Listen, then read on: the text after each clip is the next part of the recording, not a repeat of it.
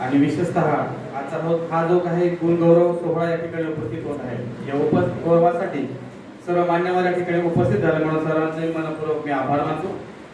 मी MA education 82 2022 ते 24 या बॅचचा अध्ययनार्थी आहे. सांगताना मला आनंद होईल ज्यावेळेस जी हकीकत सत्य आहे ते मी तुमच्यासमोर एका 2 मिनिटांमध्ये सांगण्याचा प्रयत्न करतो.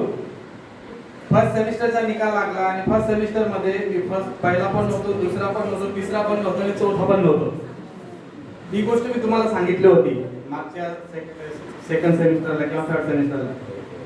आणि सरांची अशी अपेक्षा होती की वडवी सर म्हणे तुमचं हस्ताक्षर खूप सुंदर आहे आणि पेपर तुम्ही कसे लिहिले. म्हटलं सर मी पेपर सर्व लिहिले आहे, एकही प्रश्न सोडलेला नाही.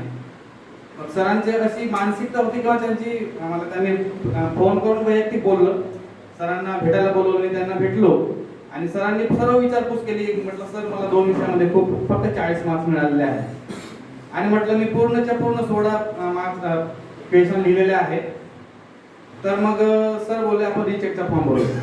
म्हटलं ठीक आहे. मग सरांच्या मार्गदर्शनाखाली मी रिचेकचा फॉर्म भरला आणि योगायोग असं झालं की रिचेकचा ज्यावेळेस फॉर्म भरला तेव्हा माझे 29 गुण प्लस झाले.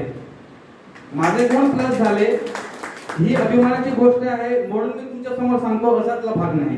मी तुम्हाला ह्याच्या पलीकडे एक दुसरी गोष्ट खास सांगण्यासाठी इथे आलो आहे. जे फर्स्ट सेमिस्टर मध्ये आता नुकतेच तुम्ही ऍडमिशन घेतलेले असणार, कोणी सेकंड इयरला असणार. आपली एक धारणा आहे YCM म्हणजे काय नाही असंच आहे.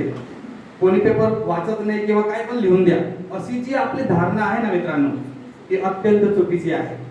मी तुम्हाला एक गोष्ट चांगली सांगायला आलो आहे की आपण जो पेपर लिहितो तो पेपर रीड होतो.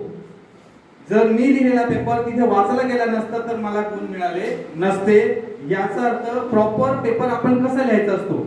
सरांनी ज्या काही टिप्स आपल्या कार्यशाळेमध्ये दिल्या की कोणताही पेपर प्रश्न लिहिताना उत्तराची लिखाण करत असताना प्रस्तावना खूप महत्त्वाची असते. आपला एकच पेज आहे आणि त्या एकच पेजवरती आपल्याला उत्तर लिहायचं आहे. कितीही आपण लिहितो त्याच्या पाठीमागे जाऊ शकत नाही. आपल्याला नियम लावलेले आहे आणि त्या उत्तरामध्ये आपली जी प्रस्तावना आहे ती प्रस्तावना ही अत्यंत महत्त्वाची आहे.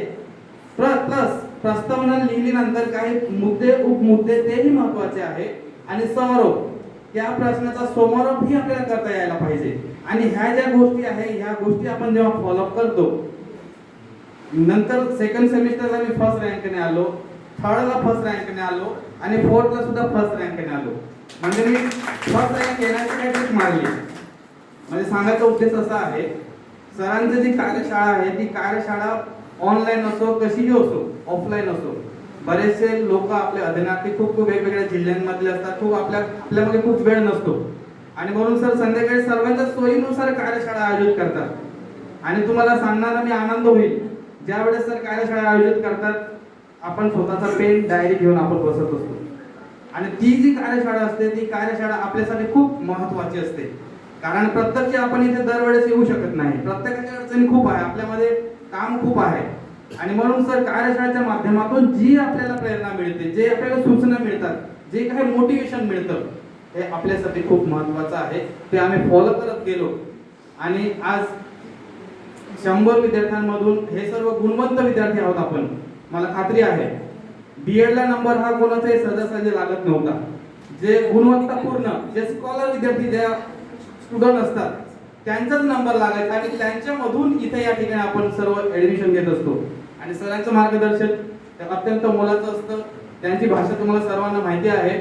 2 वर्ष 2022 आणि 24 ते 2 वर्ष कसं गेलं आम्हाला अजूनही म्हणजे ते दिवस कसे गेले आमचे आम्हाला कळत नाही. आणि पुन्हा या ठिकाणी मला संयोजकांनी बोलण्याची संधी दिली आणि तुम्हा सर्वांना जे फर्स्ट इयरला आता नुकतेच तुम्ही प्रविष्ट झालात, जे सेकंड इयरला आहे, सर्वांना उज्ज्वल भविष्यासाठी खूप खूप शुभेच्छा. धन्यवाद.